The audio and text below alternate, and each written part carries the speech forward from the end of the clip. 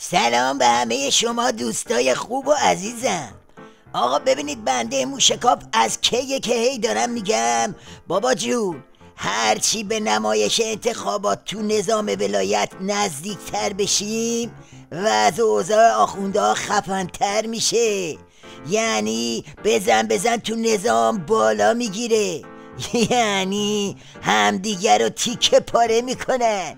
حالا بفرمایید، اینم از آژیر خطر اکبر کوسه تو سایتش.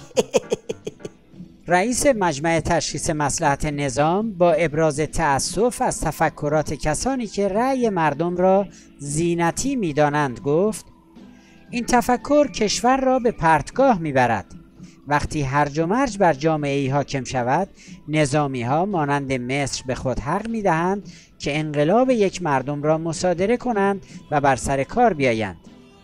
ایشان با تأکید بر این نکته که دوره خان و خانبازی گذشته که اقوام و قبیله ها در هر گوشه‌ای از کشور حکومت محلی داشته باشند گفت: الان عصر حضور یک پارچه مردم است.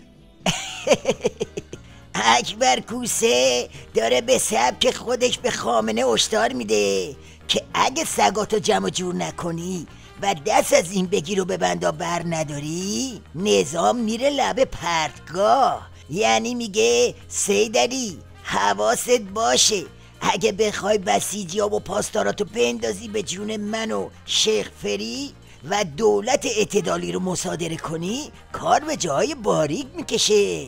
سیدعلی هم که میدونه اکبر کوسه دنبال مصادره عمام ولایته، نه تنها این هشدار رو تکذیب نمیکنه، بلکه حرفش اینه که بله پاش بیافته همه تونو تیغ تیغی میکنم. یک روزنامه حامی هاشمی رفسنجانی و دولت در هفته بسیج مدعی شستشوی بسیجیان شد. میتوان پرسید اگر یک رجل سیاسی مسخ شده با تحریف اصول شاخص خط امام و دروغ بستن به ایشان مدعی شد امام موافق حذف مرگ بر آمریکا بودند، یا همین طیف با دشمنان نشاندار خط امام جریان اصلی اسلام التقاطی و آمریکایی پیوند خوردند و جبهه مشترک تشکیل دادند، آیا بسیج میتواند ماجرا را جناحی قلمداد کند و بی تفاوت بماند؟ آیا مثلا اگر گفتند خمینی به موزه تاریخ خواهد رفت، توپ تانک بسیجی دیگر اثر ندارد، دوره ختم انقلاب فرا رسیده و غیره، بعد در کنار امثال آقای هاشمی و مدعیان اعتدال ایستادند و با هیچ اعتراضی مواجه نشدند، در آن صورت باید به تکلیف اسلامی و انقلابی عمل کرد یا منفعل ماند و به خیانت نفاق جدید رضایت داد؟ از اون طرفم آخوند گوشخار اژه‌ای اومد تو تیبیریش و خط خامنه رو برای بسیجی ها رله کرد و با زبون بی زبونی گفت امنیت عظما اوجب واجباته و هر کی بخواد این امنیت رو خط خطی کنه درشو خط میکشیم. هر کجا که ببینیم ممکنه کسی خواسته یا ناخواسته این امنیت و آرامش رو به هم بزنه، باید تمهیدات لازم، تدبیر لازم اندیشیده بشه که این ناامنی ایجاد نشه. اگر کسی میخواد از کسی دعوت کنه، خب ببینیم از کی دعوت میکنه. اگر احیانا سخنران اون نشست مراعات بکنه که از قبل پیش بینی بکنه، اگر احتمال میدن که به کسی توهینی میخواد صورت بگیره، افترایی میخواد صورت بگیره، نسبت به مقدسات حدکی صورت بگیره، خب به او تذکر بدن، خودش مراقب باشه، مواظب باشه.